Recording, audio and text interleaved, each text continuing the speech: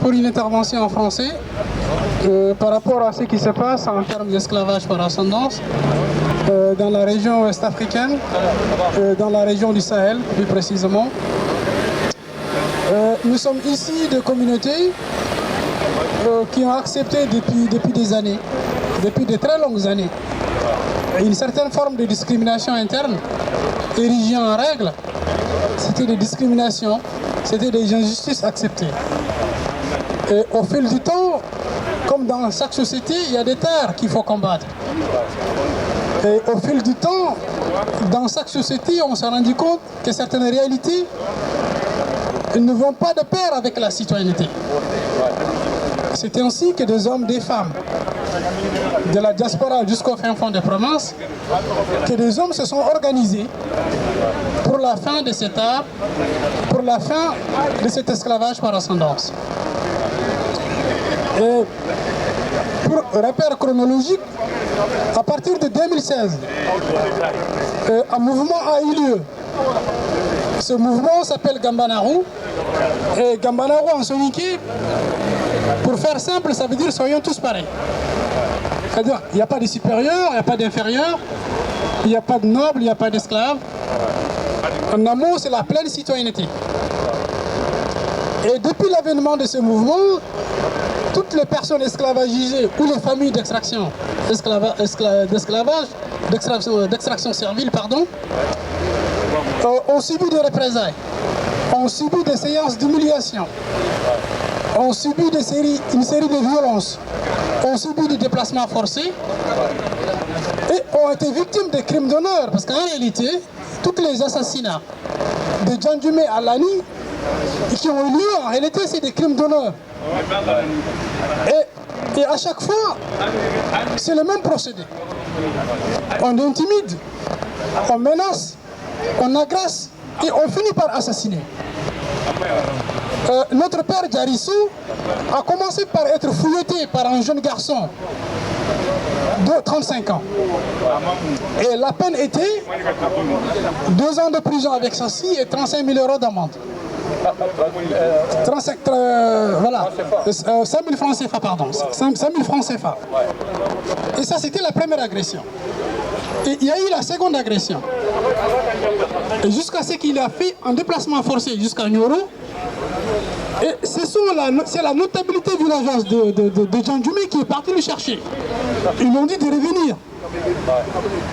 Et quand il est venu au village de Djandjumé, ils lui ont posé ces questions, il n'était pas d'accord. Il voulait retourner à Nyoro pour sa sécurité, pour son intégrité physique. Ils l'ont convaincu de rester. Et au final, il a été assassiné dans la nuit du 1er au 2 septembre 2020. Donc nous, notre présence ici, c'est en commémoration à ces assassinats du 1er au 2 novembre 2020 à Djandjumé. Et c'est pour dire aujourd'hui que ce qu'on appelle esclavage par ascendance est une réalité cruelle, est une réalité tragique, que vivent les familles esclavagisées, que vivent des familles d'extraction servile. Donc c'est pourquoi nous nous sommes réunis ici aujourd'hui pour la commémoration, mais aussi pour faire notre plaidoirie à l'endroit de l'opinion africaine et au-delà, à l'endroit de l'opinion malienne et au-delà, à l'endroit de l'opinion mauritanienne et au-delà, à l'endroit de l'opinion sénégalaise et au-delà, et à l'endroit de l'opinion gambienne et au-delà. En amour, nous faisons notre plaidoirie à l'attention de tous les humanistes, à tous les activistes de droits de l'homme, que dans la région de Caille, que se vit cet esclavage par ascendance, des fois avec la complicité des intellectuels ou des héros de la communauté, et des fois aussi avec la complicité des autorités locales. Et c'est ce qui fait qu'aujourd'hui, nous sommes là.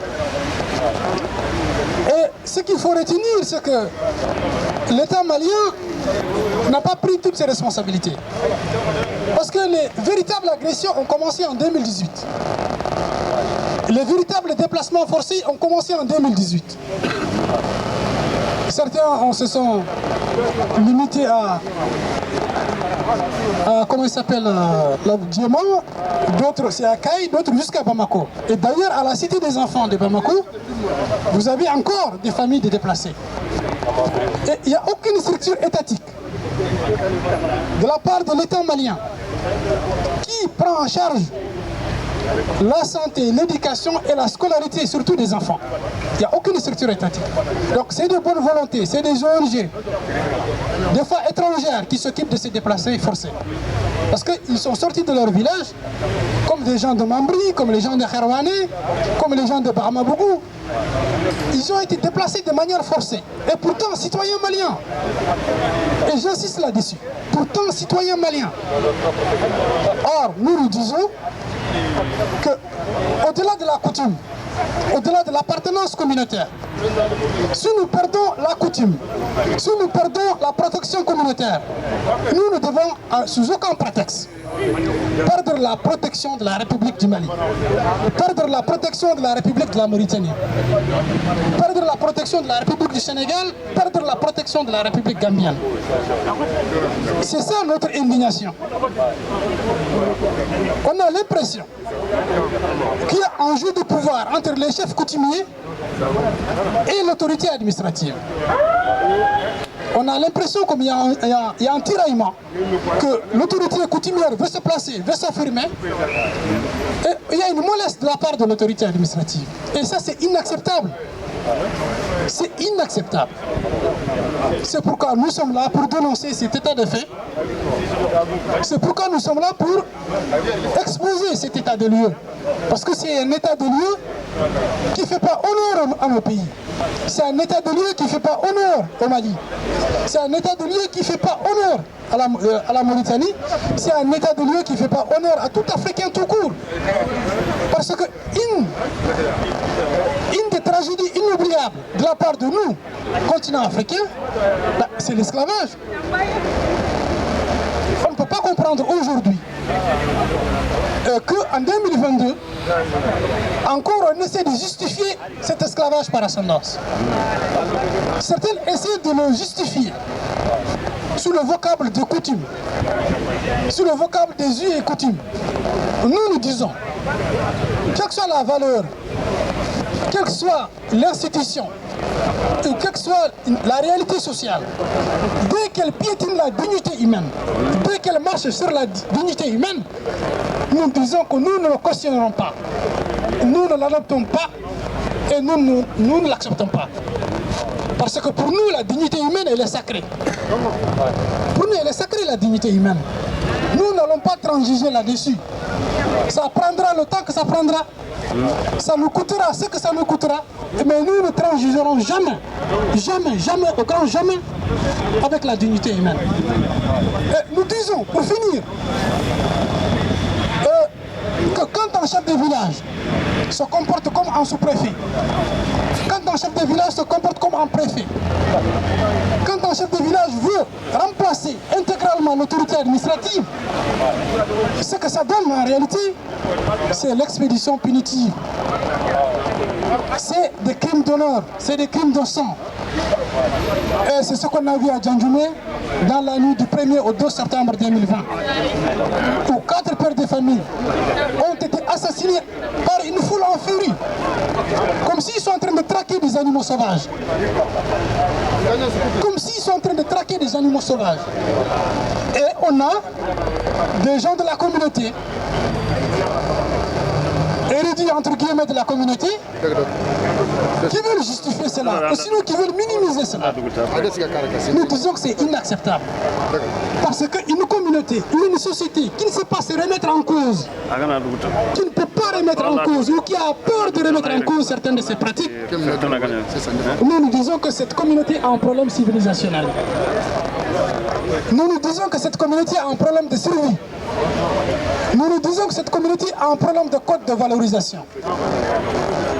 Nous disons aujourd'hui, entendre, exposer, plaider par-ci, par-là, à travers des ateliers, à travers des conférences, à travers des colloques, qu'il y a des hommes noirs qui réduisent d'autres hommes noirs en esclavage, Le plaider déjà, ce n'est pas une mince affaire.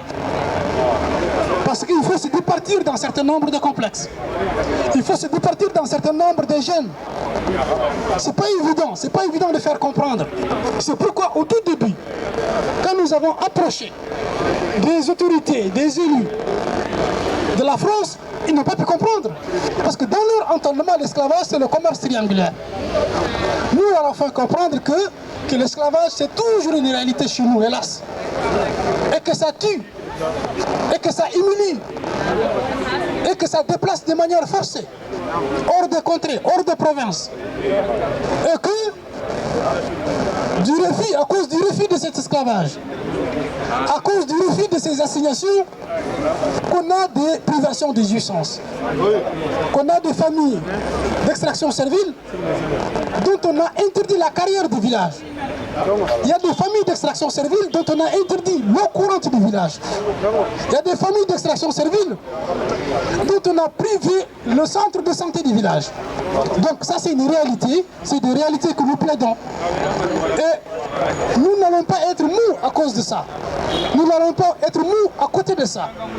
Parce que c'est une question de survie. Parce que c'est une question de dignité. Parce que c'est une question de citoyenneté tout court. Là où la coutume, la communauté, la province ne peut pas me protéger, au minimum l'État doit me protéger. C'est pourquoi, à partir des crimes de 2018, nous allons engager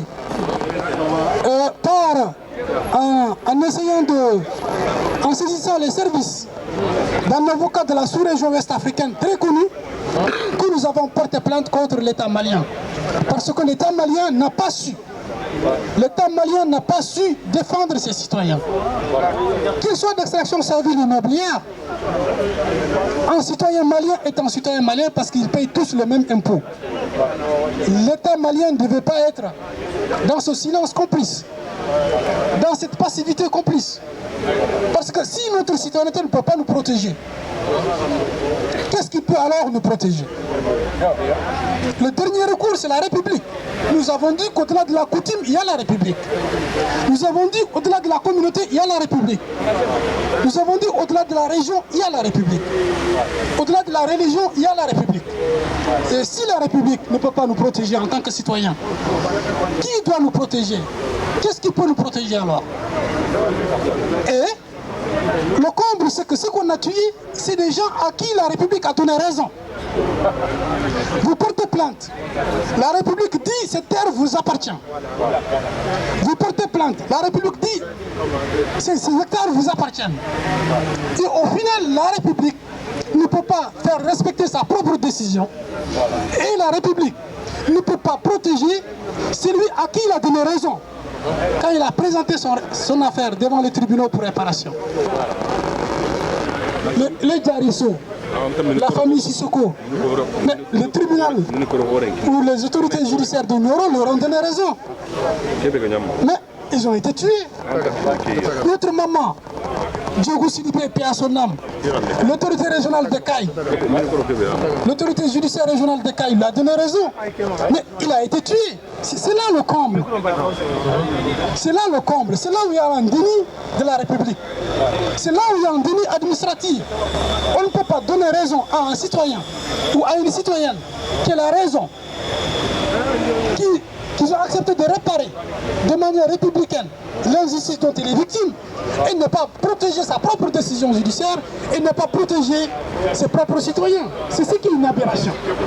Et ça, c'est une aberration. Et ça, c'est là, il est en cours dans nos pays. C'est en cours en Tanzanie, c'est en Gambie, c'est en cours. Donc ça, c'est une réalité, c'est une triste réalité que nous ne tolérons pas. C'est pourquoi nous sommes là aujourd'hui. Nous nous réunissons pour la mémoire de nos martyrs. Parce qu'en réalité, c'est des martyrs. C'est des martyrs qui ont été des victimes des crimes d'honneur.